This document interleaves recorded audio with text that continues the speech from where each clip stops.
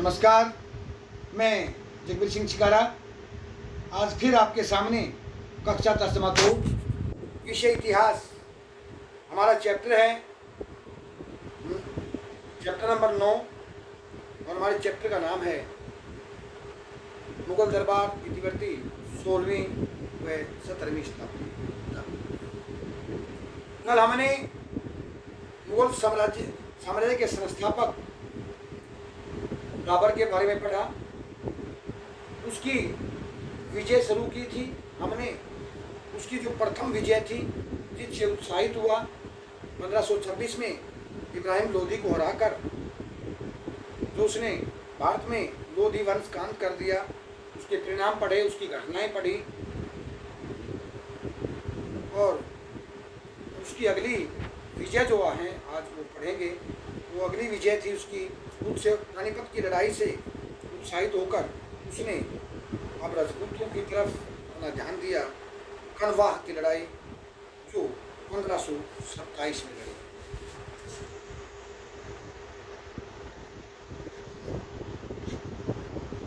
कनवाह का युद्ध 1527।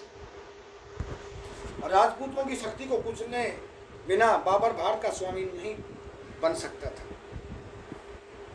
इसलिए बाबर ने राणा सांगा, जिसको राणा संग्राम सिंह के नाम से जाना जाता है, राणा सांगा से टक्कर लेने का निर्णय लिया।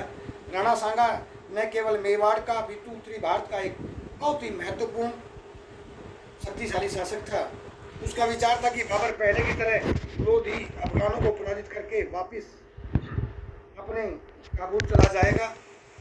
परंतु जब बाबर ने भारत में रहने का निर्णय ले लिया तो दोनों योद्धाओं के बीच टक्कर होनी निश्चित थी। बाबर ने राजपूतों का मुकाबला करना कोई आसान काम नहीं था। बाबर के लिए राजपूत अपने साहस और वीरता के लिए काफी प्रसिद्ध रहे हैं, विश्व भर में विख्यात थे। इसलिए बाबर ने सैनिक राजपूतों के साथ युद्ध करने से संकोच करते थे। ऐसी स्थिति में बाबर ने अपने सैनिकों में एक नया जोश भरा। प्रत्येक सैनिक के कुरान पर हाथ रखकर सौगंध ली, कसम खिलाई कि वह अंत तक लड़ेगा और बाबर का साथ देगा। दूसरी ओर राणा सांगा को सहयोग देने के लिए हसन खां मेवाती और इब्राहिम लोधी का भाई महमूद लोधी भी आ मिले। एक तरफ देखिए, एक नाटकीय ढंग से बाबर ने राजपूतों से टक्कर लेना कोई आसान बात नहीं थी। राजपूतों की कहानियां विश्व भर में प्रसिद्ध थी और राजपूतों की इन विजयों से, उनकी मान सम्मान से, उनकी ताकत से, उनके वचन के पक्के थे, उनकी कहानियों से अफगान सैनिक जो थे वो डरते थे। लेकिन बाबर ने कुरान हाथ में लेके हर अपने सैनिक को ये कसम खिलाई कि हम अंतिम सांस तक बाबर का साथ देंगे।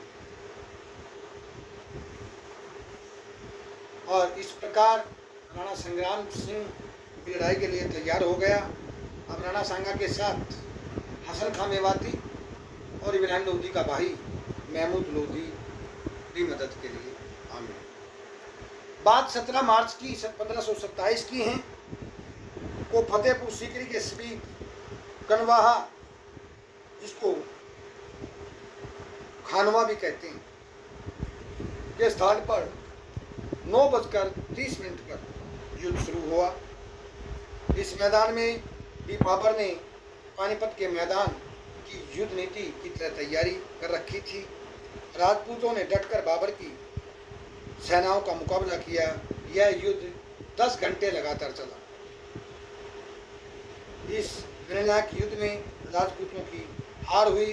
राणा सांगा घायल हो गया, राणा संग्राम सिंह घायल हो गया और हसन खां मेवाती इस युद्ध में मारा गया। इस युद्ध में राजपूतों की पराजय का कारण बाबर का तोपखाना और बाबर का उचित नेतृत्व तथा युद्ध नीति थी।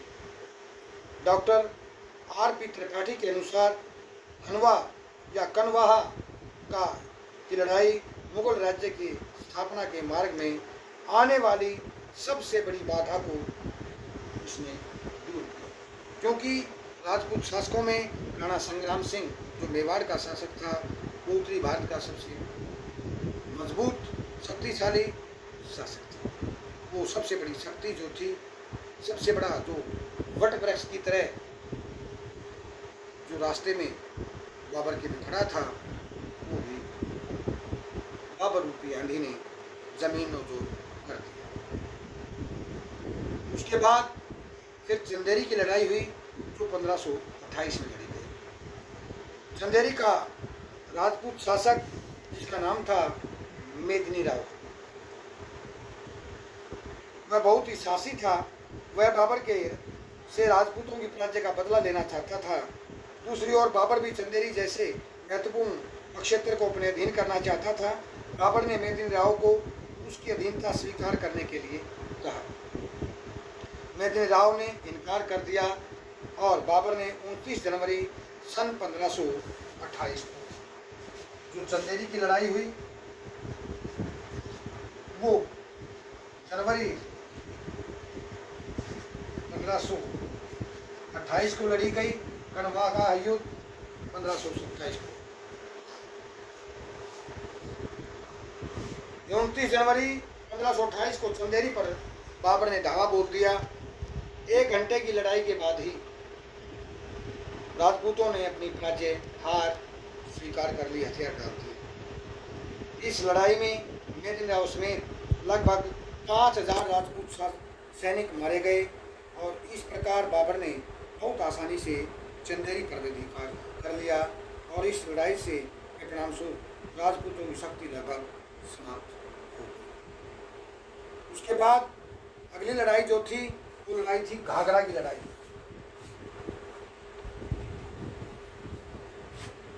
घाघरा की जो लड़ाई थी वो 1529 में लड़ी गई। कनवाह की लड़ाई के पश्चात महमूद लोधी भागकर बिहार आ गया। महमूद लोधी कौन था? इब्राहिम लोधी का भाई था। क्योंकि कनवाह के युद्ध में हसन खां मेवाती मारा गया था, राणा संग्राम सिंह घायल हो गया था और हसन खां मेवाती जो था वो मारा गया और महमूद लोधी भाग गया, वहाँ से बिहार में आ गया।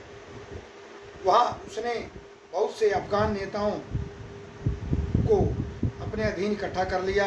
इस कारण बाबर ने उसके साथ टक्कर लेने का निर्णय कर लिया। जब महमूद लोधी को इस बात का पता लगा तो वह वहाँ से भागकर बंगाल के शासक नुसरत शाह की शरण में चला गया। बाबर ने बंगाल के शासक को यह कहा, अपील की उससे कि महमूद लोधी को अपने राज्य में शरण न दे। ये मेरा शत्रु है, उसको अपने पास आसरा ना दे, उसको न रोको। उसने नुसरत शाह ने बाबर की बात मानने से इनकार। उनके विरुद्ध बाबर ने युद्ध की घोषणा कर दी और 6 मई 1529 ईस्वी को बाबर ने घाघरा के स्थान पर अफगानों को पराजित किया और महमूद लोधी भागकर म्यांमार, जो उस समय बर्मा कहते थे, आधुनिक रूप में म्यांमार है, वहाँ चला गया, जहाँ उसकी हत्या कर दी गई। और यह बाबर की अंतिम लड़ाई थी। इस विजय से बाबर जो था वो उत्तरी भारत का स्वामी बन गया। कल आपके लिए उसके बेटे हुमायूं के बारे में पढ़ाया जाएगा नेक्स्ट वीडियो में। उसका बेटा हुमायूं था, उसके 4 बेटे थे। थोड़ा बता देता हूँ। बाबर के 4 बेटे थे, हुमायूं, अस्करी, कामरान और हिंदया। उसकी बहन थी बाबर की, उसकी हुमायूं की हमीदा बानो। और इनके बारे में पढ़ेंगे, हुमायूं के बारे में। तब तक के लिए आपसे विदा चाहते हैं।